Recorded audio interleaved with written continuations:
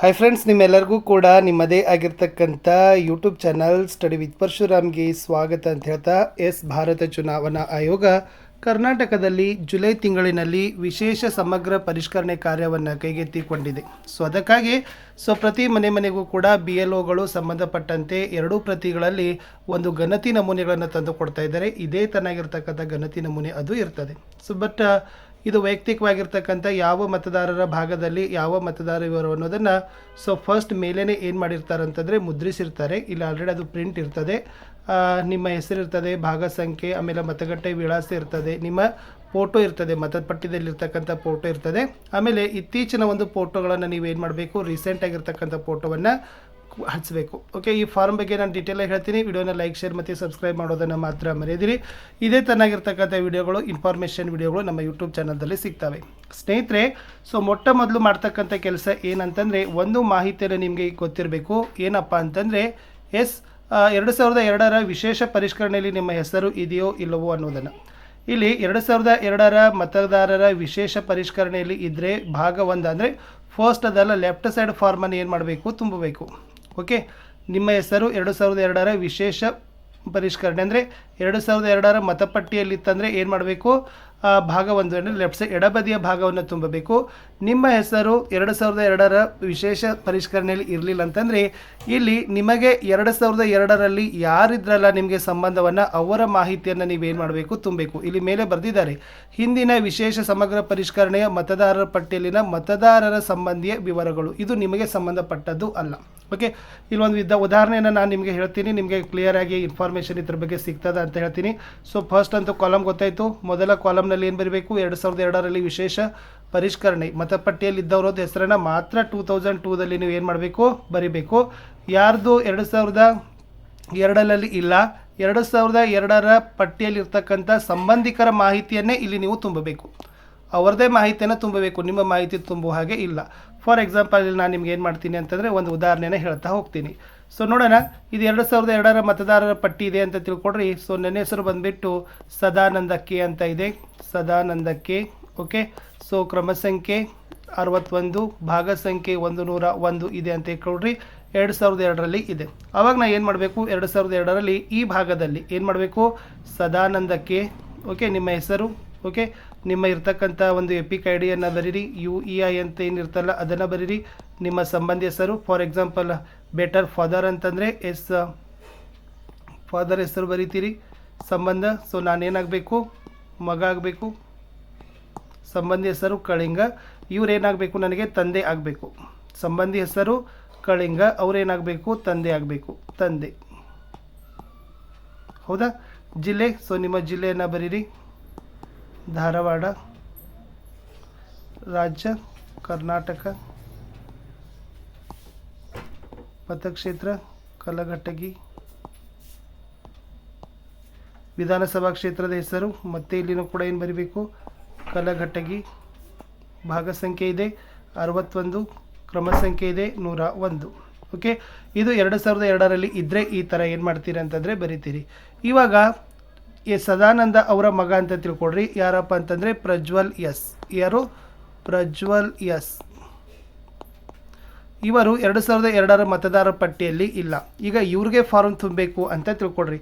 ಆವಾಗ ಇವ್ರಿಗೆ ಫಾರ್ಮ್ ತುಂಬಬೇಕಾದ್ರೆ ನೀವೇನು ಮಾಡಬೇಕು, ಡಿಕ್ಟು ಇನ್ಫಾರ್ಮೇಷನನ್ನು ಏನು ಮಾಡಬೇಕು, 2002ರ ಮತದಾರರ ಪಟ್ಟಿಯಲ್ಲಿ ಯಾರ್ದು ಹೆಸರಿತ್ತಲ್ಲ, ಯಾರ್ದು ಹೆಸರಿತ್ತು, ಇದು ಫಾರ್ಮ್ ಯಾರ್ದಿದೆ, ಪ್ರಜ್ವಲ್ ಎಸ್ ಅವ್ರದ್ದು ಇದೆ. ಬಟ್ ಇವಾಗ ನಾವು ಗಣತಿ ನಮೂನೆಯನ್ನು ತುಂಬಬೇಕಾದ್ರೆ ಯಾರು ಬೇಕು, ಇವ್ರದ್ದೇ ತುಂಬಬೇಕು. ಬಿಕಾಸ್ ಇವ್ರು ಏನಿದ್ದಾರೆ 2002ರ ಪಟ್ಟಿಯಲ್ಲಿದ್ದಾರೆ. ಬರೀರಿ ಸದಾನಂದ ಕೆ. ಅವರ ಒಂದು UEI ಐಡಿ ಬರೀರಿ. UEI. ಸಂಬಂಧಿ ಹೆಸರು ಏನಾಗಬೇಕು, ಸಂಬಂಧಿ ಹೆಸರು.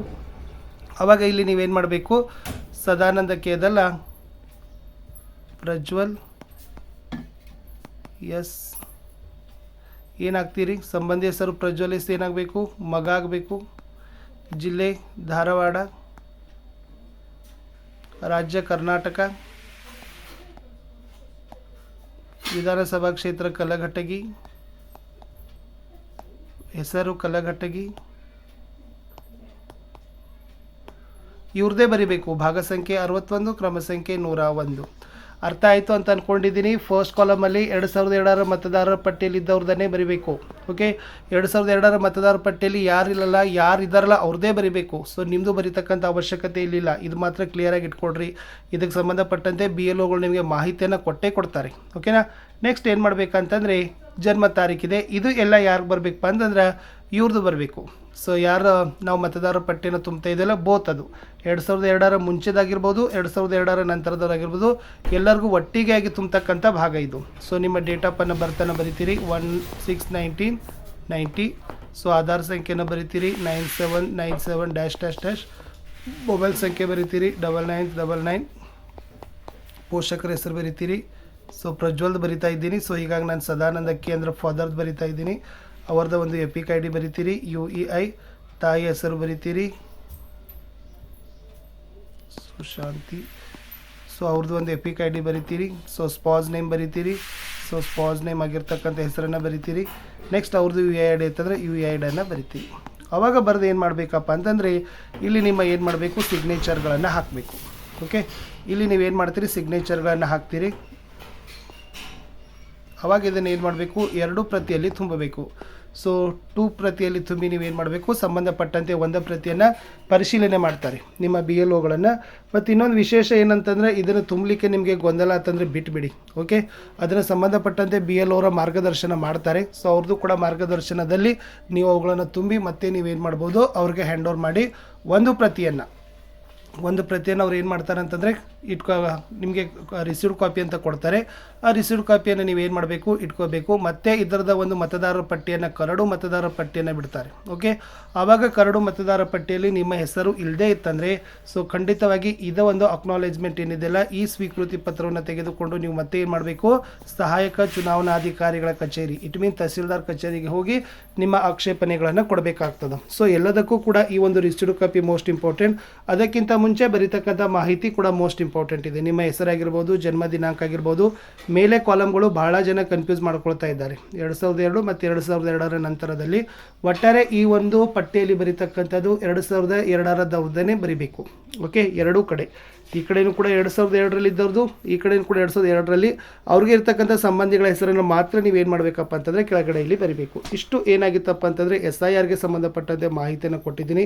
ಏನಾದರೂ ಡೌಟ್ ಅನಿಸಿದರೆ ಖಂಡಿತವಾಗಿ ನಿಮ್ಮ BLOಗಳನ್ನು ಕಾಂಟ್ಯಾಕ್ಟ್ ಮಾಡಿ. ಓಕೆ, ಸೊ BLOಗಳು ನಿಮಗೆ ಮಾರ್ಗದರ್ಶನವನ್ನು ಮಾಡ್ತಾರೆ. ಆಮೇಲೆ ಫೆಸಿಲಿಟೇಷನ್ ಸೆಂಟರ್ಸ್ಗಳಿದ್ದಾವೆ. ಓಕೆ, ಸೌಲಭ್ಯ ಕೇಂದ್ರಗಳನ್ನು ಆಯಾ ತಹಶೀಲ್ದಾರ್ ಕಚೇರಿಗಳಲ್ಲಿದ್ದಾರೆ. ಓಕೆ, ಅವ್ರುಗಳನ್ನು ಕೂಡ ನೀವು ಕಾಂಟ್ಯಾಕ್ಟ್ ಮಾಡಿದರೆ ಖಂಡಿತವಾಗಿ ಇದ್ರ ಬಗ್ಗೆ ಮಾರ್ಗದರ್ಶನವನ್ನು ಮಾಡ್ತಾರೆ.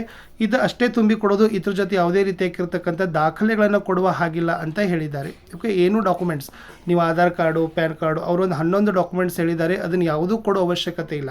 ಬಟ್ ಕೇವಲ ಈ ಒಂದು ಪ್ರತಿಯನ್ನು ತುಂಬಿ ನೀವು ಸಿಗ್ನೇಚರ್ ಮಾಡಿ ಹಾಕಿ ಕೊಟ್ಟಿದ್ರೆ ಸಾಕು. ಖಂಡಿತವಾಗಿ ಅದನ್ನು ಸ್ಕ್ಯಾನ್ ಮಾಡಿ ಡಿಜಿಟಲೈಸೇಷನ್ ಮಾಡ್ತಕ್ಕಂಥ ಕೆಲಸವನ್ನು ಸಂಬಂಧಪಟ್ಟ BLOಗಳು ಮಾಡ್ತಾರೆ ಅಂತ ಹೇಳ್ತಾ, ಇಷ್ಟು ಭಾಳ ಯೂಸ್ಫುಲ್ ಆಗಿರ್ತಕ್ಕಂಥ ವಿಡಿಯೋ. ಮತ್ತೆ ನಿಮಗೆ ವಿಡಿಯೋದಲ್ಲಿ ಡೌಟ್ ಅನಿಸಿದರೆ, ಮತ್ತೆ ನಿಮಗೆ ಏನಾದರೂ ಗೊಂದಲ ಅನಿಸಿದರೆ ನೀವು ನಿಮ್ಮ BLOಗಳನ್ನೇ ಕೇಳ್ಕೊಡ್ರಿ ಅಂತ ಹೇಳ್ತಾ ವಿಡಿಯೋನ ಮುಗಿಸ್ತೀನಿ. ಬಾಯ್.